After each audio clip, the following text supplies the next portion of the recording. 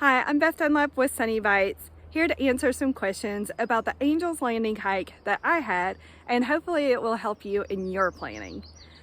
Okay, so first, we are going to be talking about how to get to the trailhead, best time of day to hike, and a description of the hike itself. I am back home in Tennessee and am actually in Fall Creek Falls State Park, so that's what you're seeing behind me. All right, so getting to the trailhead for Angel's Landing, you can either hike, bike, or ride the shuttle. As far as hiking goes, if you're staying at the lodge in Zion, then you are just one shuttle bus stop away from the trailhead, so it's very manageable from the lodge. Now, we were staying at the Watchman Campground, which is towards the entrance of Zion next to the visitor center. So I wasn't sure about hiking from there, and I emailed the park rangers to get their thoughts. They were very kind and quick on responding back, and they recommended against it because it just adds so many miles if you're coming from Watchman. I believe it adds about 5 miles one way just to get to the trailhead. So we decided not to hike it. Then we were considering biking as an alternative if we weren't able to do the shuttle buses. So biking, we looked into e-bikes because that sounded super fun, but those were $100 per person, and the ones that I found were a family of 4, so that would have added $400 to the day, so that was a bit much. We decided not to do that. So traditional bikes were our backup plan if we weren't able to do the shuttle buses. So as far as traditional biking or just biking in Zion, I want to limit how much I say about it because I did not actually do it. I would rather you get firsthand account from somebody that did actually bike in Zion. You can go to alltrails.com and just type in biking in Zion and get some good feedback there. From what I could see is that there was a portion from the visitor center to the point of the scenic drive start that is paved, that's open to pedestrians, biking, wheelchairs. But once you get onto scenic drive, you are sharing the same road as the shuttle buses. And if a shuttle bus comes by, then bikes are supposed to stop and let the shuttle bus go by. So if you're considering biking this, especially if you've got young children, I would recommend emailing or contacting the park rangers and just get their thoughts about it. Because the bike lane, it didn't look like there was really much of a bike lane, and it's not a super wide road where the shuttle buses are. So just kind of look into that before you're thinking about biking it. All right, so the third one is shuttle buses. At the time that we were there at the end of May, and Zion was still having timed shuttle bus tickets that you purchased ahead of time. They're not doing that anymore, thankfully, because that was super stressful trying to get those tickets. So you won't have to worry about that, but we were able to get some shuttle bus tickets, and so that's how we got into the park and got to the trailhead. Okay, so number 2, trying to pick the time of day.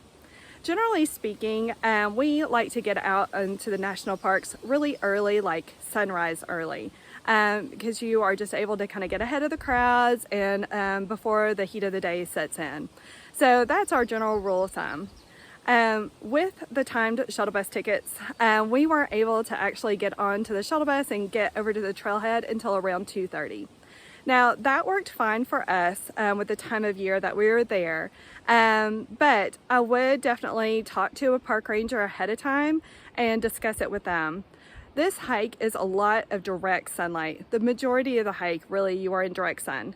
So if you are there during the heat of the summer, I would really consider going early in the morning, like before sunrise, like trying to set out and get onto the shuttle bus line, before sunrise, so then you can be right there at the first shuttle bus stop going out. So 2:30 worked for us, but I would still consider, if I was doing it again, I would still want to aim for first thing in the morning. The other thing you need to consider is the crowds. What time of year are you there? Are you there during a holiday?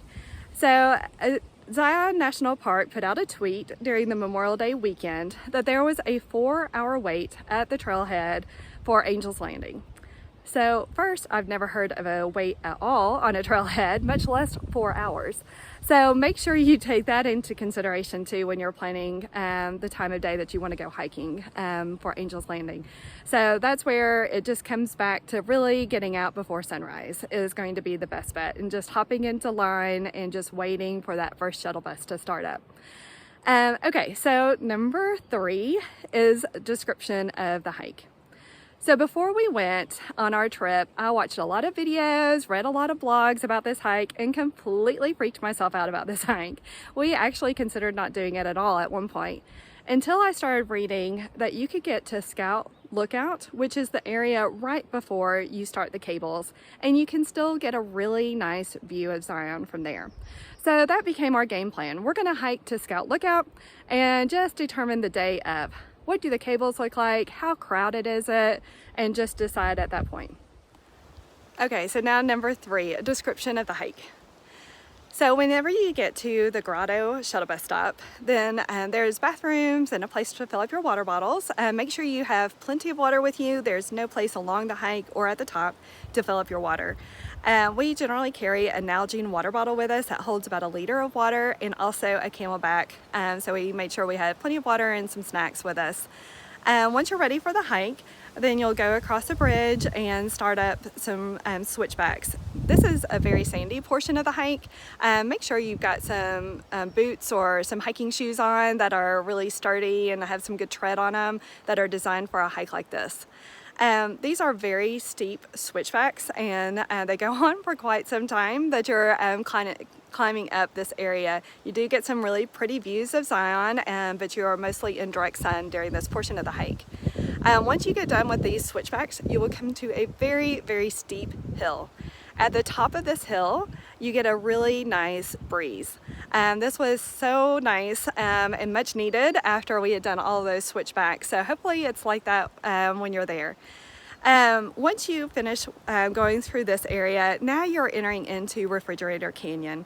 This is the most shaded area of the hike, and it's also relatively flat compared to what you have just done and what you're getting ready to do. So it's just a nice little peaceful portion of the hike. There's also a sign there asking everyone to keep their noise down because there's an owl habitat close by, so that just adds to the peacefulness of this portion of the hike. Once you come through the canyon, then you're going to start entering into Walter's Wiggles. So if you are familiar with San Francisco's Lombard Street, then this is a best comparison to what Walter's Wiggles will be like. It is very short, steep switchbacks that you're getting ready to go up, and there are a lot of them. We passed one group of hikers, and one girl was, they were taking a break, and one girl was saying, "Oh, there's just so many wiggles," and she's right. There are a ton of wiggles. But once you get done with the wiggles, then you're pretty much up at the top and you're at Scout Lookout. So congratulations. Here it's a nice area to just relax and take a break, drink some water, eat some snacks. There is a very basic bathroom up here, and you're right before getting ready to start the cables. So we were trying to decide what we wanted to do now at the cables. We were evaluating the crowds, and there were several people, but it didn't seem overly crowded to us. Now, if you have anybody in your group or you yourself are afraid of heights, not that crazy about heights, I would consider not doing this. It is very narrow in places and pretty precarious. So I would probably just enjoy the view from Scout Lookout. Also, if I had small children, I would not be taking small children on this portion of the hike. So it was decided that myself and my 18-year-old son, we were the two that wanted to do this portion of the hike. So we set off to do it. It is a half mile from Scout Lookout to Angel's Landing Summit. And it is a tough half mile. You can't see everything from where you're standing at the cables. It takes about an hour to an hour and a half to do this round trip. And you really want to just take your time. Don't be in any rush. We never tried to pass other hikers at the same time that we're going the opposite direction. We would just communicate with them. Whoever was at a safe spot, either myself and my son or the other group, we would just step to the side where we could safely let the other group pass. And we did this the entire way up and back, and it worked very nicely. There are some footholds as you're going up, which does help as you're kind of climbing up and going back down on this portion of the hike. Okay, so there are portions that have no cables. So when you get to the very top, there are no cables as you're going across a rock face, and then at the very end. I actually considered us stopping where the cables were and not going to the end, but we did go ahead and go because that part did make me nervous, and just no cables at all in that portion. There is not a whole lot of room at the top of Angel's Landing. One person's description of this hike that I read on a blog, they were comparing it to Yosemite National Park's cable hike for Half Dome. Now, they turned around out of safety concerns at Half Dome, but did Angel's Landing. So I lived in Yosemite for a summer when I was in college, and I did the Half Dome hike. The difference between the Half Dome hike and Angel's Landing is when you get to the top of Half Dome, you have quite a lot of space at the top to just spread out and relax and enjoy the view. We lingered for a long time when we were up there. When I was in college, we stayed for a long time and just enjoyed the view. Here at Angel's Landing, I did not want to linger. We enjoyed the views, we took pictures, but we did not linger. And there were only 3 people up there in addition to myself and my son. So it was definitely not overly crowded, but I just wanted to make sure that there wasn't a lot of people coming up behind us. So just take all that into consideration. There's not a whole lot of space. I did try to take some video of this area so you could get an idea, because this is something I couldn't get a good grasp on when I was trying to research about this hike. But I was trying to shoot down, so I wasn't capturing people's images that I didn't know. So it's a little awkward on some of the camera angles.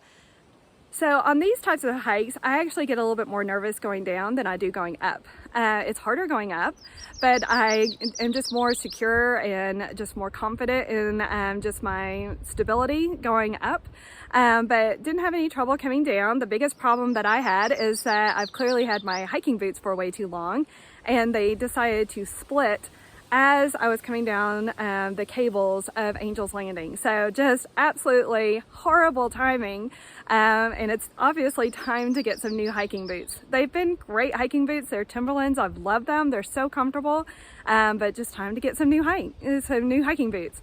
Fortunately, I didn't have any problems coming down. I never tripped or fell or anything like that. I was just being very careful coming down with those. So hopefully that this was helpful in your consideration. Just getting to Scout Lookout is a huge accomplishment. It's a tough hike, and just enjoy the view from there, and just decide on your own on what you want to do as far as Angel's Landing and the cables go. So I hope that this helped. I do have some other videos to try to help in your planning process of Zion. Zion was the most confusing and time-consuming of all the national parks that we saw on this vacation, and we visited 7 national parks. So I've got 5 videos total on Zion, just trying to help answer questions that I had. So check them out.